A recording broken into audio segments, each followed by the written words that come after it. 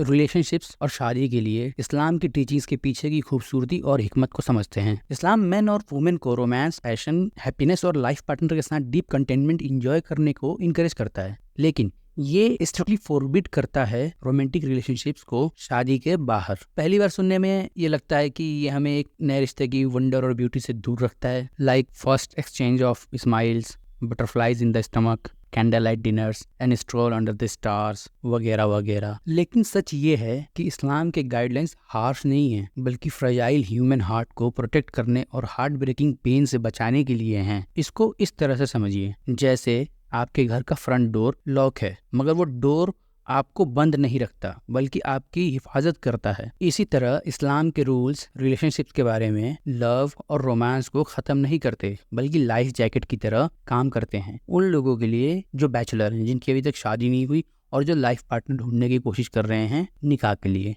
देखो, dating game बहुत ही harsh और ब्रूटल हो सकती है क्या होती है, full of agonising uncertainty, questions like does he और शी लव मी और नॉट, हम सिर्फ दोस्त हैं या कुछ और, मैंने कुछ गलत किया या मैंने कुछ ज्यादा कूल बनने की कोशिश कर दी। लेकिन ये सब पोएट्री, सॉन्ग्स और लिटरेचर का हिस्सा है। ये मूवीज देख के लोगों के दिमाग में चढ़ा हुआ फतूर है। और जिना के पास भी न जाना कि वो बेहयाई है और बुरी राह है।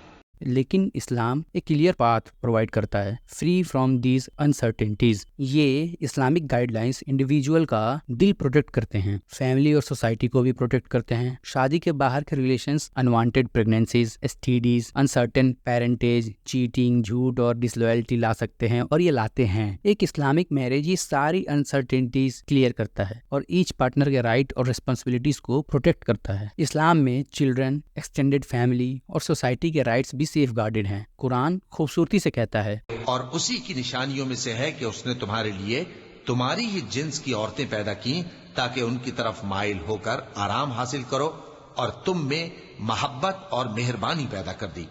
जो लोग गौर करते हैं उनके लिए इन बातों में बहुत सी निशानियां हैं। इस्लाम में शादी करने के लिए लोगों को आपस में मिलने और एक दूसरे को जानने के लिए इनकरेज किया जाता है, लेकिन फैमिली की इन्वॉल्वमेंट के साथ। किसी ऐसे इंसान से शादी करने को डिस्करेज किया जाता है जो आपको अच्छा ना लगे, आपको मतलब, या फिर लड़के को लड़की पसंद ना हो या लड़की को लड़का पसंद ना हो। बट फॉलिंग इन लव शादी का प्री रिक्विजिट नहीं है। दोबारा सुन लें, शादी से पहले लव हो जाए फिर शादी हो, ऐसा जरूरी नहीं है, बल्कि शादी का रिजल्ट है लव। कुरान कहता है कि अल्लाह शादीशुदा जोड़ों के दरमियान मोहब्बत और रहमत रखता है, जो अल्लाह की ग्रेटनेस की निशानी है। अब जब अल्लाह कह रहा है कि वो शादीशुदा जोड़ों के बीच में मोहब्बत और रहमत रखता है, तो हम ये कैसे कोशिश करते हैं करने की कि पहले लव हो जाए फिर हम शादी करेंगे। एक मुस्लिम जो शादी करना चाहता है वो प्रोफेट मोहम्मद सल्लल्लाहु अलैहि वसल्लम के एडवाइस को फॉलो करता है, रिलीजियस कमिटमेंट, गुड कैरेक्टर और मोराल्स को अपने पार्टनर में प्रायोरिटाइज करता है।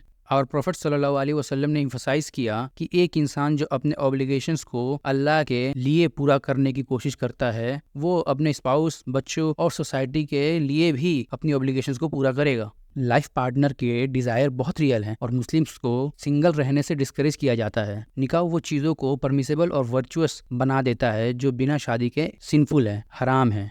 जो लोग अपना स्पाउस नहीं ढूंढ पाते हैं या अफोर्ड नहीं कर सकते, उनके लिए एडवाइस है कि किसी भी चीज से दूर रहें जो इमोशनल अटैचमेंट और बॉयफ्रेंड गर्लफ्रेंड रिलेशनशिप्स की तरफ ले जाती हूँ। फास्टिंग, रोजा रखना भी रिकमेंडेड है, और बचपन से ही हम ट्रू लव को ढूंढने के आइडिया से एक्सपोज होते हैं, बुक्स के थ्रू, कार्टून्स, टॉयज और एडवर्टाइजमेंट्स के थ्रू, मूवीज। और फिर हम एक्सपेक्ट करते हैं कि प्रिंस प्रिंसेस को लेकर जाएगा या बारबी का केन होगा, और हम उम्मीद करते हैं कि हम अपने पार्टनर के साथ हैप्पीली एवर आफ्टर जिएंगे लाइक मूवीज। लेकिन अपनी सारी हैप्पीनेस और फुलफिलमेंट की उम्मीद एक इंसान पर लगाना इम्पॉसिबल आइडियल है। हाँ, ये बात सही है कि शादी हैप्पीनेस, पैशन, लव और कंटेनमेंट ला सकती है और लाती भी है, लेकिन हमें अपनी अल्टीमेट होप्स और ड्रीम्स अपने क्रिएटर पर रखनी चाहिए, अल्लाह पर रखनी चाहिए। ह्यूमंस फेल हो सकते हैं लेकिन अल्लाह नहीं, अल्लाह फेल नहीं होता। ये सोच में बदलाव ही हमें वो हैप्पीली एवर आफ्टर एंजॉय करने देगा जो हम चाहते हैं। और याद रहे, ट्रू कंटेनमेंट तभी आएगी जब हम इन गहरे प्रिंसिपल्स को समझेंगे और अपने ऊपर अप्लाई करेंगे और इस्लाम के रूल्स के अकॉर्डिंग लाइफ को जीने की कोशिश करेंगे।